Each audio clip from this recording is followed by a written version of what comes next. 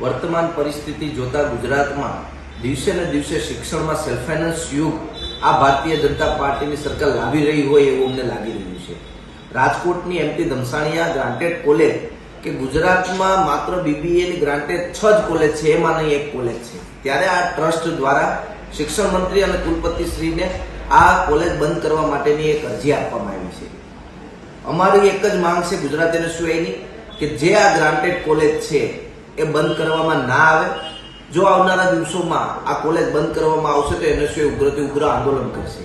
આ ગ્રાન્ટેબલ કોલેજમાં ગરીબ મા બાપના દીકરાઓ એ નજીવી ફીમાં ગ્રેજ્યુએટ થઈ શકે છે। જ્યારે આ ગ્રાન્ટેડ કોલેજ બંધ થશે તો એ સેલ્ફ ફાઇનાન્સમાં લાખો રૂપિયાની ફી ભરી શકે એવી પરિસ્થિતિ નથી અને પોતાનું એજ્યુકેશન અધૂરું છોડવાની પરિસ્થિતિ ઊભી થશે। ત્યારે આ સરકાર માત્ર ને માત્ર સેલ્ફ ફાઇનાન્સ કોલેજો અને સેલ્ફ ફાઇનાન્સ યુનિવર્સિટીઓને લાભ દેવા માટે થઈ અને સરકારી શિક્ષણને પતાવવાનું કામ કરી રહી હોય એવું અમને સ્પષ્ટપણે લાગી રહ્યું છે। જીકાસના નામે સરકારી યુનિવર્સિટીઓ અને કોલેજોમાં અત્યારે એડમિશન અધૂરા રહ્યા છે, જ્યારે જીકાસમાં આ સેલ્ફ ફાઇનાન્સ યુનિવર્સિટી અને કોલેજોને બાદ રાખી અને પ્રાઇવેટ કોલેજો યુનિવર્સિટીઓ અત્યારે વિદ્યાર્થીઓ ડરના મારે જે સીટો હતી એ ફૂલ થઈ ગઈ છે। તો કોમન એક્ટનો એક જ નિયમ હતો, કોમન એટલે કે બધા માટે એક સમાન।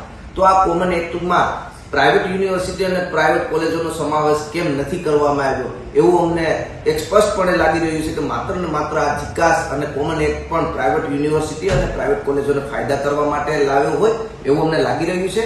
તો આ જે ગ્રાન્ટેડ કોલેજ છે, બીજી એક સદગુરુમાં જે મહિલા કોલેજ છે તેમાં હોમ સાયન્સનો એક ગ્રાન્ટેડ કોર્સ ચાલે છે, એ પણ બંધ કરવાની વાત છે। તો એ પણ બંધ કરવામાં ના આવે, બાકી આવનારા દિવસોમાં ગુજરાત એને સિવાય આજે તો શિક્ષણ મંત્રીને મેલ દ્વારા અમે રજૂઆત કરીએ જ છીએ, પણ જો શિક્ષણ મંત્રી આમાં કોઈ પગલાં નહીં લે અથવા તો કોઈ નિર્ણય નહીં લે તો આવનારા દિવસોમાં ગુજરાત એને સિવાય ઉગ્રથી ઉગ્ર આંદોલન કરશે।